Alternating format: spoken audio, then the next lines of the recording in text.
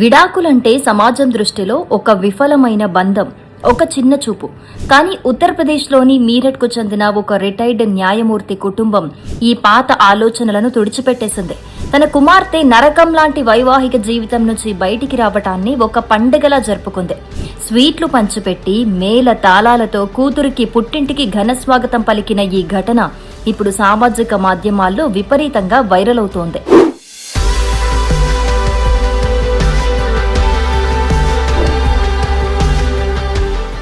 Retired judge doctor Gyanendra Kumar కుమార్తె ప్రణీత వశిష్ఠకు 2018లో ఒక army మేజర్తో వివాహం జరిగింది. సైకాలజీలో మాస్టర్స్ చేసిన ప్రణీత పెళ్లైన కొద్ది రోజులకే భర్త నుంచి శారీరక, మానసిక వేధింపులు ఎదుర్కొంది. వీరికి ఒక బాబు పుట్టిన తర్వాత కూడా వేధింపులు ఆగలేదు.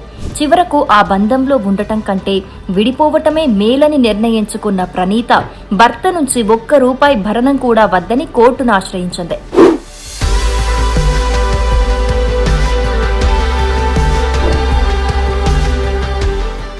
మీరట్ కుటుంబ న్యాయస్థానం విడాకులు మంజూరు చేసిన వెంటనే కోర్టు బయట ఒక అద్భుత దృశ్యం ఆవిష్కృతమైంది. ప్రణీత కోర్టు నుంచి బయటికి రాగానే ఆమె తండ్రి, కుటుంబ సభ్యులు పూల వర్షం కురిపించారు. అందరూ కలిసి ఐ లవ్ మై డాటర్ అని రాసి ఉన్న టీషర్ట్లను ధరించి ఆమెపై తమకున్న ప్రేమను చాటుకున్నారు. బాణాసంచా కాల్చుతూ, స్వీట్లు పంచుతూ ఆమెను ఇంటికి తీసుకెళ్లారు. ఈ సందర్భంగా రిటైర్డ్ జడ్జి జ్ఞానేంద్ర కుమార్ మాట్లాడుతూ కన్నీటి పర్యంతమయ్యారు. నా కూతురు సంతోషంగా లేని చోట ఆమెను ఉంచటం తండ్రిగా నా తప్పవుతుందన్నారు. ఆడపిల్లలు ఆస్తులు కాదు, వారి గౌరవం, సంతోషమే ముఖ్యమన్నారు.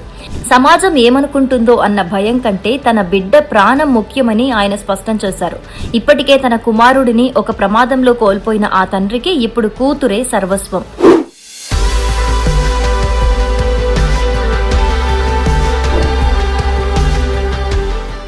ప్రస్తుతం ప్రణవ్ వశిష్ఠ జ్యుడిషియల్ అకాడమీకి ఫైనాన్స్ డైరెక్టర్ గా పనిచేస్తున్న ప్రణీత తనలాంటి బాధితులకు ఒక ముఖ్యమైన సందేశం ఇచ్చారు.